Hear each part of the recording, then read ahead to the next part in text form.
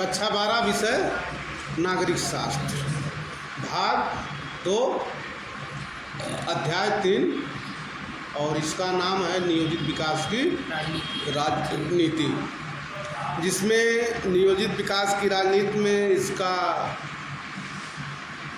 नियोजन का जो मतलब होता है वो आपसे चर्चा हो गई है। योजनाबद्ध तरीके से विकास की जो योजनाएं होती हैं, इसमें आप पंचवर्षीय योजनाओं से लेकर के किस किस पंचवर्षीय योजना में क्या हुआ, इसके बाद नियोजित विकास के परिणाम उपलब्धियों पर चर्चा हुई, जिसमें भूमि सुधार और खाद्य संकट पर चर्चा हुई थी। और खाद्य संकट से 1960 के दशक के बाद कैसे हमारी सरकार ने इस समस्या का समाधान किया, हरित क्रांति का नारा देकर के। हरित क्रांति क्या है, इस पर चर्चा आपके साथ हो चुकी है। आज जो आपके साथ केंद्र बिंदु है आपके अध्ययन का, चर्चा का, वो है हरित क्रांति के परिणाम, इसके लाभ, इसकी कमियां और श्वेत क्रांति। ठीक है, तो चलिए देखते हैं कि लाभ क्या है। लाभ की जब हम चर्चा करते हैं तो आप देखेंगे कि जहाँ हम खाद्यान्न के अभाव में थे, विदेशों से हमें अनाज आयात करना पड़ा था देश की जनसंख्या का पेट भरने के लिए, लेकिन हरित क्रांति के बाद हम आत्मनिर्भर खाद्यान्न के मामले में हो गए। और केवल आत्मनिर्भर ही नहीं हुए, बल्कि हम अन्य देशों को निर्यात भी अनाज करते है कि नहीं। फिर भी इसके क्रम वाइज कुछ लाभ हैं जिन पर चर्चा हो जाए, जिसमें नंबर 1 है उत्पादन में वृद्धि से देश खाद्यान्न के मामले में आत्मनिर्भर हो सका। पहला लाभ किससे? हरित क्रांति से। तो खाद्यान्न की कौन कौन सी वस्तुएं, जरा नाम बताओ। गेहूं,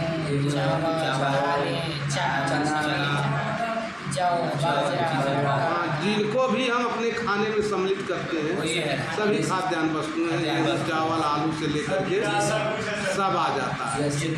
तो गेहूँ, चावल, आलू आदि के संबंध में बड़े प्रभावशाली परिणाम प्राप्त हुए, और उन्नत किस्म के जो बीज थे हैं, उसमें से इस पर तो चर्चा हो गई थी। वो लाभ हमने बता दिया था, परिणाम में ही लाभ और हानि दोनों आते हैं, तो लाभ फिर भी दोहरा देते हैं, बता दीजिए। तो हुआ क्या कि गेहूं की पैदावार बढ़ाने में सहायता मिली, और जिससे अनाज की कीमतों में कमी आई। ठीक है, और समाज के जो निचला वर्ग जिसे मानते थे, गरीबी रेखा के नीचे वाला, उसको भी थोड़ी राहत मिली। नई तकनीकी अपनाने से रोजगार अवसरों में वृद्धि हुई। तो कई क्षेत्रों में एक फसल की अपेक्षा 2 फसलें बोने जाने लगी, और फलस्वरूप ज़्यादा कृषि मजदूरों की आवश्यकता थी। भाई पहले क्या था कि केवल गेहूं चावल, जैसे हमारा क्षेत्र है, तो अपन लोग का क्षेत्र केवल गेहूं चावल पैदा होता था, और तमाम ऐसे क्षेत्र थे जो मैरून होते थे, मतलब पानी में बाढ़ से भर जाते थे, तो एक फसल होती थी। तो भाई कहाँ कोई मजदूरी कराएगा, पानी थोड़ा पिटवाएगा। लेकिन आप देख रहे हैं सड़क बनने से, नहर बनने से, हैं, जहाँ पहले एकदम हरा रहता था पानी, आज वहाँ धान की खेती हो रही है। धान की खेती जब कर रहे हैं तो उसमें मजदूर की ज़रूरत है कि नहीं। तो जब हमारे पास काम है तब साथ, तो हुआ क्या कि कई तरह की फसलें बोई जाने लगी, और जब हम खेती काम करने लगे तो उसमें मजदूर की ज़रूरत हमेशा पड़ने लगी। तो इससे हुआ क्या कि जो कृषि आधारित मजदूर थे, उनकी हमको आवश्यकता महसूस हुई। तो जब हम उनसे काम लेने लगे तो उनका भी आय बढ़ने लगा, उनको भी रोजगार मिलने लगा। इसके अलावा आप देखेंगे कि पंजाब, हरियाणा, दिल्ली, पश्चिमी उत्तर प्रदेश के कई क्षेत्रों में हरित क्रांति का अधिक प्रभाव देखने को मिला। जी सर।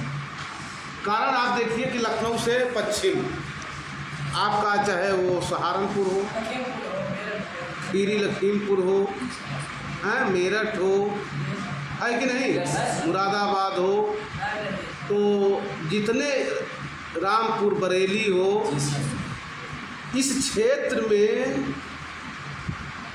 खेती किसानी बहुत मजबूत ढंग से किया गया। अब आज भी दीपू, आज भी गन्ना, गेहूँ, ठीक है, ये सबसे ज़्यादा उत्पादन करने वाला पश्चिमी उत्तर प्रदेश अपना है। आप पंजाब हरियाणा में सबसे ज़्यादा गेहूँ देखिए पैदा है कि नहीं। तो इससे जब हमारा किसान फला फूला, उसकी आय बढ़ी, तो उसके साथ काम करने वाले मजदूरों की भी आय बढ़ी। और आप देखेंगे कि तमाम हमारे बिहार उत्तर प्रदेश के मजदूर केवल पंजाब हरियाणा जाते हैं, खेती में ही काम करते हैं। और कारण ये था कि वहाँ कृषि के साथ छोटे छोटे उद्योग भी लगाए। कृषि कार्य भी हो रहा है, जैसे साइकिल उत्पादन होना है, तो साइकिल अब सबसे ज़्यादा उधर बनती थी।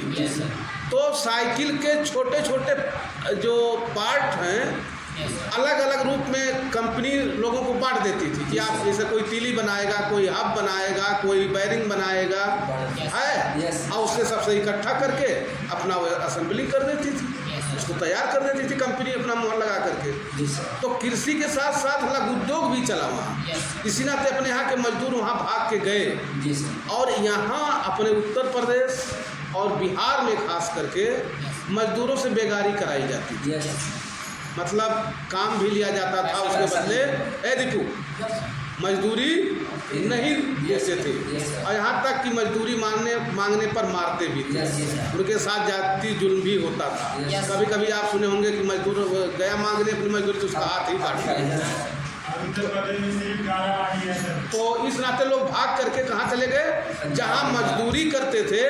तो होता क्या था कि जो वहाँ का सरदार होता था खेती करने वाला, से सिख कहते हैं, उसके अंदर जाति नफरत नहीं था। वो खुद किसानों मजदूरों के साथ काम करता, उन्हीं के साथ खाना खाता, और जो अपना खाता वही मजदूर को भी खिलाता। तो मजदूर सम्मान के साथ मजदूरी भी पा रहा है, तो फिर आपको यूपी और बिहार में क्यों काम करेंगे। तो आप देखेंगे कि जितने मजदूर थे सब भाग गए। तो जब उनकी खेती लहराने लगी, वहाँ छोटे छोटे संयंत्र लगने लगे, तो उसी के साथ उसने डाल दिया छोटा उद्योग। तो वहाँ वो भी सीख गया, तमाम इधर के मजदूर गए जो वहाँ सेठ बन गए, खेती भी ले ली। अभी जल्दी मैंने जाना कि हमारे गांव के लोग भाग करके, बड़ी गरीबी थी, पंजाब गए थे। अब आज उनके पास वहाँ 8-10 बीघा खेती है, और ये स्पोर्ट की अपनी छोटी सी फैक्ट्री भी डाल रखे हैं, क्योंकि वहाँ कोई इस तरह की बात है नहीं जाति धर्म का, अपना अपना करो विकास।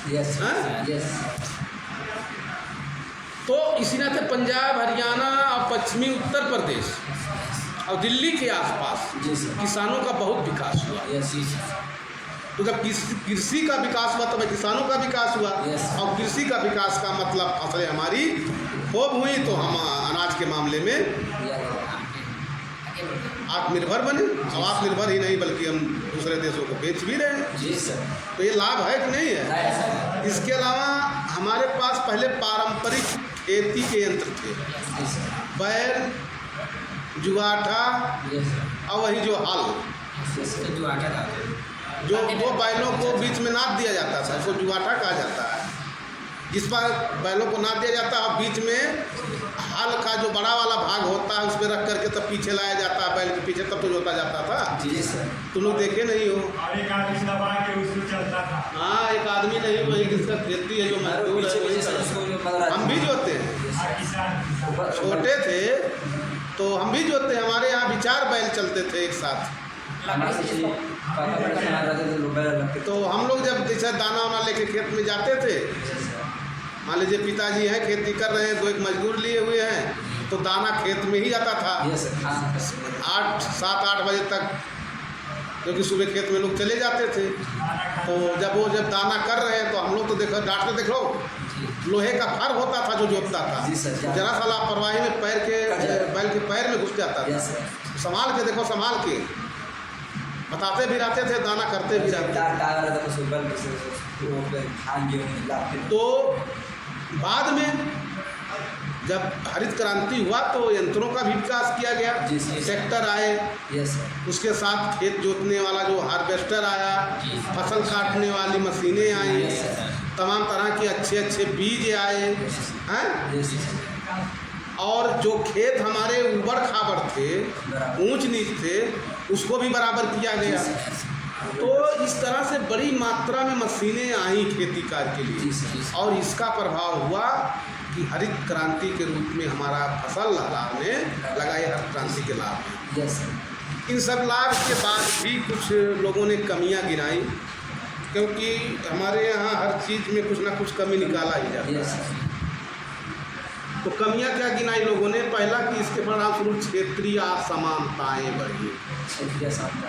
हाँ, क्या असमानता हुआ क्षेत्र की? कि आधुनिक टेक्नोलॉजी का लाभ केवल उन क्षेत्रों को मिला जो पहले से संपन्न थे, जी सर। और जहाँ सिंचाई की सुविधाएं थी, जैसे पंजाब, हरियाणा और पश्चिमी उत्तर प्रदेश। तो भाई अगर ईमानदारी से हम काम करेंगे तो लाभ मिलेगा नहीं? मिलेगा सर। अब बताओ, पंजाब, हरियाणा, पश्चिमी उत्तर प्रदेश का किसान खुद खेत में काम करता है, हैं? जी सर। हमारे तरफ खेत में काम करना अपमान समझा जाता है, हैं? Yes sir. तो जब काम करने नहीं जाओगे तो मेहनत कैसे जानोगे कितना कष्ट होता है? तो काहे खरीदोगे? अरे एक के बजाय 10 मजदूर लगाओ, जब मजदूरी देने नहीं है तो 20 मजदूर लगाओ। Yes. लेकिन जब मजदूरी देना पड़ता और खुद साथ में काम करते तो जानते कि कितना धूप लगता है, कितना पानी में काम करने में कष्ट होता है, जाड़ा में काम करने में, पानी चलाने में गेहूँ में कितना कष्ट होगा। तो जब कष्ट जानते तो पैसा आप घर में थोड़ो रखते अपने ऐशो आराम के लिए, सही बात। आप उसको कृषि कार्य के विकास के लिए लगाते। Yes sir. तो अब तो अपना दोस्त तो देंगे नहीं, इस नाते कहे कि ये तो असमानता, क्योंकि मजदूर यहाँ का हमने पहले बताया कि भागने लगा जहाँ उसको सम्मान मिला। और मजदूर ही नहीं, हर जीव सम्मान चाहता है। जिससे कि सम्मान मिलेगा। आप कुत्ते को लाठी से मारो तो आपको देखते ही दूर भाग जाएगा। Yes, sir. रोटी खिलाओ तो अगर आपका पैर भी पड़ जाए तो धीरे झटक करके किनारे कर लेगा, यस है कि नहीं? Yes sir. तो अगर ये छोटे से जीव के ऊपर है तो अगर इंसान से आप प्यार करोगे तो आपको काटेगा क्या कोई? नहीं सर। लेकिन जिनको कमी निकालना हो, कमी बता रहे हैं। Yes sir. दूसरा कमी जो बताया गया कि ग्रामीण क्षेत्रों में असंतुलन उत्पन्न हुआ। छोटे किसान जिनके वित्तीय साधन सीमित थे, नई तकनीकी को नहीं अपना सके। तो इस प्रकार तो ग्रामीण इलाकों में एक ओर तो धनी कृषक वर्ग था जी सर। और दूसरी ओर गरीब किसान। Yes, sir. तो जो छोटे खेतीहर थे उनके खेत छिटके हुए थे, एक जगह तो होते नहीं थे, नहीं सर, अलग। तो कैसे खेती कर सकते थे? मशीन द्वारा। इसी नाते सरकार ने चकबंदी व्यवस्था चलाई। यस और चकबंदी में जैसे हमारा 2 बीघा खेत यहाँ है, 4 बीघा वहाँ Yes, है, yes. 10 बिस्सा वहाँ है, Yes. तो चकबंदी में सबके खेत इकट्ठा किए गए समझौता कर करके, ठीक है? Yes sir. तो तमाम लोगों के पास इधर भी ट्रैक्टर और सब आ गए। अपने यहाँ भी अब पहले पंजाब से मशीन आती थी धान काटने और गेहूँ काटने, अब हमारे क्षेत्र में ही गेहूँ काटने और धान काटने वाली मशीन है। पंजाब से हंसुआ तक तकिया। हाँ, पहले पंजाब का हंसुआ आता था, दांत वाला। दांत वाला दतिया हंसुआ। अब यही हमारा गोरखपुर में जितना चाहो उतना खरीद लो। ये सब पंजाब खुद हो गया सही तो है। लेकिन नियत तो होनी चाहिए। Yes sir. तो ये सही है कि जिनके पास था वो खरीदे, जिनके पास नहीं था, धन का अभाव था। इसी नाते जब आगे आप पढ़ोगे, अर्थशास्त्र पढ़ोगे, तो सरकार ने जो बैंकिंग व्यवस्था की, क्योंकि हमारे यहाँ पहले सेठ साहूकार महाजन होते थे जो ऊंचे ब्याज पर धन देते थे, और किसी कारण से ये ब्याज वो नहीं चुका पाए तो सब खतवे हरण कर लेते थे। तो सरकार ने बैंक खोलना शुरू किया और बैंक एक निश्चित ब्याज पर किसानों को धन मुहैया कराने लगा और निश्चित कर दिया कि इतने दिनों में आप धीरे धीरे चुकाते रहे तो यहाँ के छोटे बड़े किसान सभी लोग खरीद लिए, यस सर, है कि नहीं। यस सर, लेकिन कुछ देश की जो सामाजिक व्यवस्था है वो आर्थिक व्यवस्था को प्रभावित करती है, और उसमें दोष दे करके नहीं, उतना हम कितना सहयोग करके इसे मिटा सकते हैं, इससे उस समस्या का समाधान होगा। लेकिन जो हल चले ना चले, उधारी बैठे भोजन दे मुरारी, केवल जिनको कमियाँ निकालना है, काम एक नहीं करना है, तो उनको कमी निकालेंगे। जी सर, इसके अलावा कृषि क्षेत्र के विस्तार के लिए वनों और घास के मैदानों को साफ करना पड़ा। जी सर, इससे अनेक जीव जंतु या तो विलुप्त हो गए या फिर विलुप्त हो जाने के कगार पर हैं, यस सर, और इसका परिणाम ये हुआ कि पर्यावरण और प्राकृतिक संतुलन बिगड़ा। यस सर, समस्या तो ये है कि ये बात सही है, लेकिन हमको क्यों घास के मैदान को साफ करना पड़ा, वनों को क्यों काटना पड़ा? गरीबी से खेती की। क्योंकि हमारे यहाँ जनसंख्या लगातार बढ़ रही जी थी। सर, जनसंख्या बढ़ रही तो है। जनसंख्या बढ़ने के कारणों पर चर्चा तो करोगे नहीं। करेंगे सर। मतलब जो यहाँ कमी निकालते हैं, मैं उनकी Yes, बात कर रहा yes, हूँ। sir. और नहीं करते।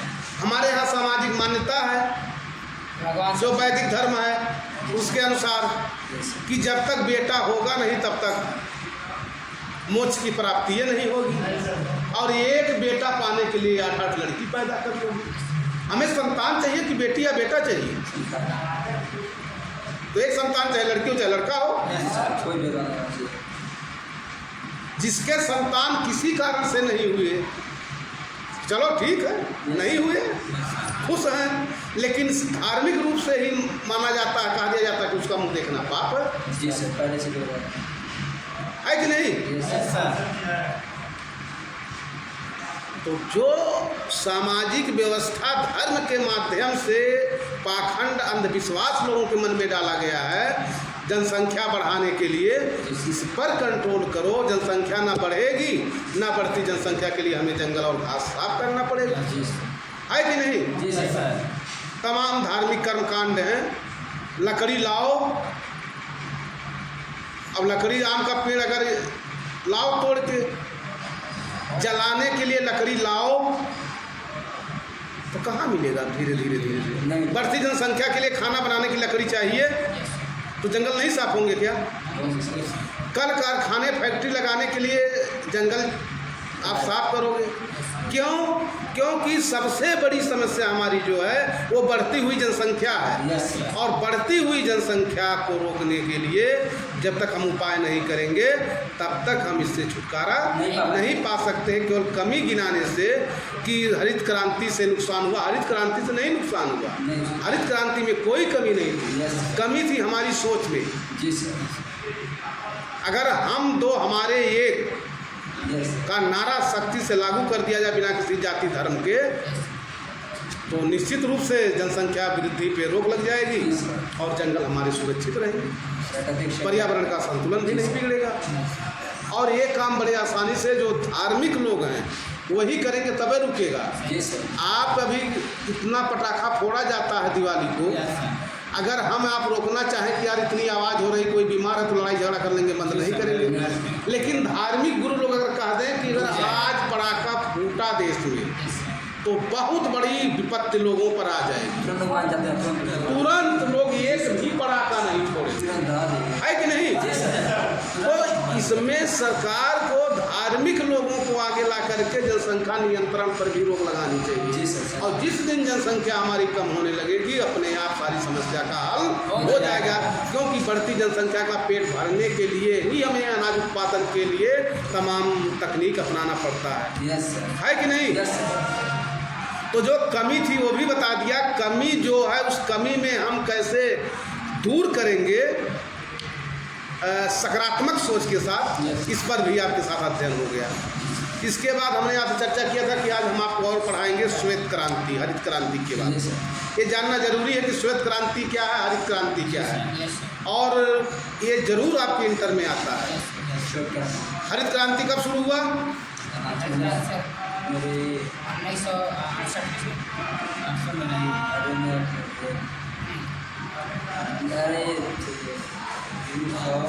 यही सब जानना जरूरी है, जी सर, ठीक है?